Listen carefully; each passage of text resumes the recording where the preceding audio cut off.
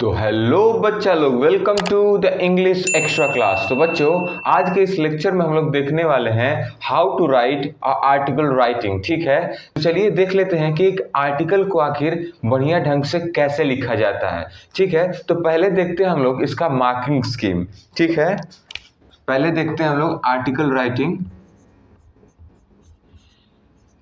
Writing. ठीक है, पहले देखते हैं हम लोग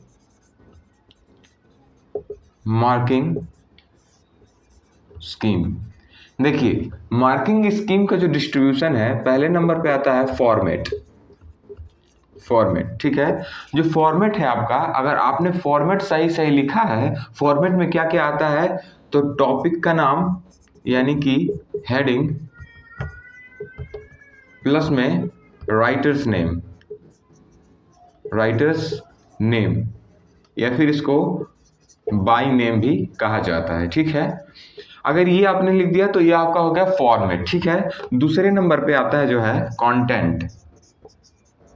कंटेंट में आपको क्या लिखना है वो अभी थोड़ी देर में आपको पता चल जाएगा कि क्या क्या आपको कंटेंट में और कैसे लिखना है, वो थोड़ी देर में आपको बताएंगे हम लोग। ठीक है, और जो थर्ड पॉइंट आता है वो है एक्सप्रेशन। क्या है? एक्सप्रेशन यानी कोई भी मिस्टेक्स नहीं होना चाहिए, स्पेलिंग मिस्टेक्स, ग्रामेटिकल मिस्टेक्स, ये सब आपको कुछ भी नहीं करना है। तो देखिए, जो फॉर्मेट है वो आपको आता है 1 मार्क्स देकर के जाएगा, और जो आपका कंटेंट है वो आपको 2 मार्क्स देकर जाएगा, और जो आपका एक्सप्रेशन है यानी कोई मिस्टेक्स आप करते हैं तो नंबर सिर्फ 1 कटेंगे। आप ग्रामेटिकल मिस्टेक्स मत कीजिएगा, ये जो होता है 2 मार्क्स का होता है।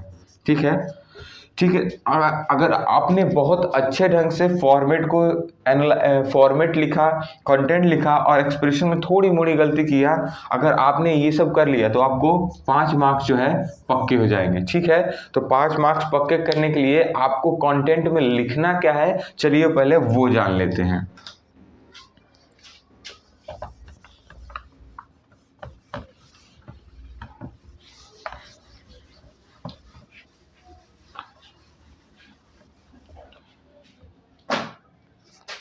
देखिए, अब बात करते हैं हम लोग कि आखिर कंटेंट में लिखना क्या है।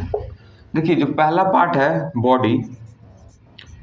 बॉडी में जो है आपको जो लिखना है, देखिए जो कंटेंट आप लिखेंगे ना, वो जो है आपको 3 या 4 पैराग्राफ में आपको लिखना है। जो पहला आपका पैराग्राफ होगा वो इंट्रोडक्शन का होगा, जो सेकेंड पैराग्राफ होगा उसमें जो है आप कुछ सवालों का उत्तर देंगे, थोड़ी देर में आपको पता चलेगा किन सवालों का उत्तर देना है। और जो आखिरी पैराग्राफ या फिर जो आप बोल सकते हैं थर्ड पैराग्राफ है आपका, उसमें जो है आपको कंक्लूजन लिखना है या फिर कोई सोल्यूशन लिखना है या फिर अपना ओपिनियन लिखना है। ठीक है, तो जो सबसे पहला बॉडी जो आता है अपना कंटेंट में, बॉडी सबसे पहले लिखना है आपको इंट्रोडक्शन।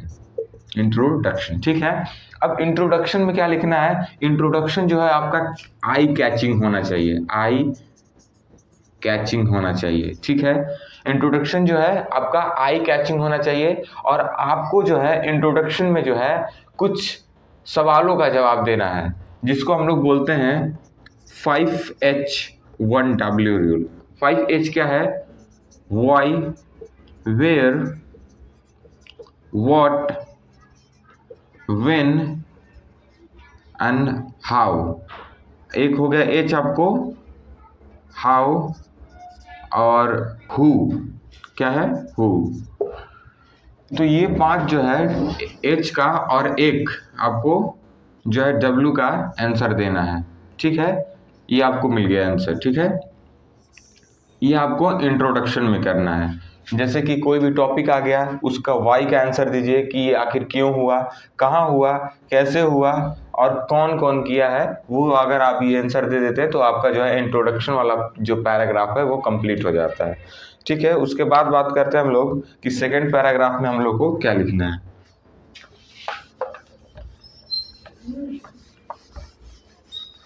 जो सेकेंड पैराग्राफ होगा आपका, सेकेंड पैरा जो लिखेंगे आप, उसमें आपको क्या लिखना है कि आपको जो है मेरिट्स एंड डिमेरिट्स। ठीक है, फिर cause and cause and effect, ठीक है, कि आखिर कारण क्या है। जो टॉपिक आया, मान लीजिए ग्लोबल वार्मिंग आया, तो ग्लोबल वार्मिंग का कारण क्या है और उसका इफेक्ट जो है, जो नॉर्मल लाइफ है, पीपल का जो नॉर्मल लाइफ है उस पर जो है उस टॉपिक का क्या इफेक्ट पड़ रहा है, उसका जो है मेरिट्स क्या है, डिमेरिट्स क्या। देखिए उसका ग्लोबल वार्मिंग है, अब उसका जो है मेरिट तो होगा नहीं, डिमेरिट ही है बस, क्योंकि जो है देखिए ग्लोबल वार्मिंग का अपना एक है, मेरिट भी है थोड़ा बहुत, लेकिन ज़्यादातर जो है डिमेरिट्स ही है, क्योंकि जो है ये आपको जो टेम्परेचर जो है इंक्रीज कर रहा है डे बाय डे अर्थ का, ठीक है। तो कॉज एंड इफेक्ट लिखना है, मेरिट्स एंड डिमेरिट्स लिखने हैं। उसके बाद जो है जो गवर्नमेंट क्या स्टेप्स ले रही है, गवर्नमेंट स्टेप्स जो आपका टॉपिक दिया हुआ है, जैसे मान लीजिए ग्लोबल वार्मिंग टॉपिक जैसे हम लोग ने एग्जांपल लिया, तो उस पर गवर्नमेंट क्या क्या एक्शंस ले रही है वो आप मेंशन करिए, ठीक है। कुछ सजेशंस लिख दीजिए अपना, सजेशंस लिख दीजिए अपना, ठीक है। अगर ये इन सारे जो सवालों का आंसर देते हैं, यानी कि डिमेरिट्स मेरिट्स लिखते हैं, cause and effect and government का जो स्टेप्स है, बहुत सारे केसेस में जो है स्कीम्स चलाए जाते हैं, वो अगर आप मेंशन करते हैं तो आपको सेकेंड पैराग्राफ कंप्लीट हो जाता है। और बात करते हैं हम लोग जो आखिरी पैराग्राफ है, जिसको हम लोग बोलते हैं कंक्लूडिंग पैराग्राफ, वो उसमें क्या क्या करना है आपको, ठीक है। जो अपना थर्ड पैराग्राफ होगा, थर्ड पैराग्राफ जिसको हम लोग बोलते हैं कंक्लूडिंग पैराग्राफ, ठीक है। कंक्लूडिंग पैराग्राफ में आपको क्या करना है कि आपको जो है कोई अपना कंक्लूजन देना है, यानी समरी लिखना है। समरी जो आपका होल टॉपिक है उसका समरी आखिर क्या है, कंक्लूजन बताइए, कंक्लूजन कि आखिर इन सारे बातों का जो आपने जो इस टॉपिक में ऊपर बताया है, इसका कंक्लूजन क्या है, क्या स्टेप्स लेने चाहिए, steps to be taken on the government level and the people itself, ठीक है। कौन कौन से जो है स्टेप्स लेने पड़ेंगे, जो है पीपल जो आम जनता है उनको, और गवर्नमेंट कोई कोई ऐसे टॉपिक होंगे ना जिसमें से गवर्नमेंट रोल नहीं अदा कर सकता है, जो है अपने जो पीपल है, जो लोग रह रहे हैं, जो है उनको भी इसमें जो है कंट्रीब्यूशन अपना देंगे, तभी जो है ये अच्छा वर्क कर सकता है, ठीक है। तो फिर जो है इसमें राइटर्स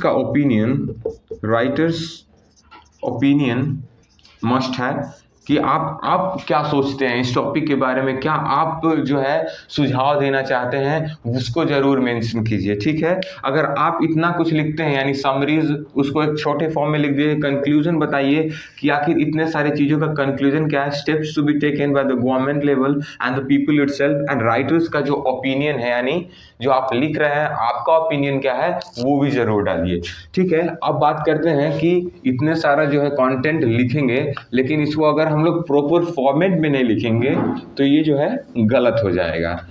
तो बच्चों अब बात कर लेते हैं फॉर्मेट का, क्योंकि अगर आप ये सारे जो कंटेंट है अगर एक फॉर्मेट के अंदर नहीं लिखते हैं, एक सिस्टमेटिक वे में नहीं लिखते हैं, तो आपको जो है मार्क्स कटना तय है। तो चलिए ध्यान लेते हैं कि फॉर्मेट क्या है। देखिए बात करते हैं हम लोग फॉर्मेट का। फॉर्मेट क्या है, देखिए सबसे पहले जो है आपको एक लिखना है हेडिंग।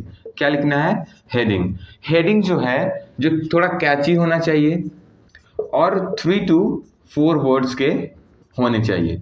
जैसे मान लीजिए कि एक टॉपिक आता है स्कैर्सिटी ऑफ वाटर, तो टॉपिक लिख दीजिए आप, जो हेडिंग लिख दीजिए कि no water no life. 4 words के हो भी गए और बता भी दे रहा है कि जो है स्कैर्सिटी ऑफ वाटर को दिखा रहा है।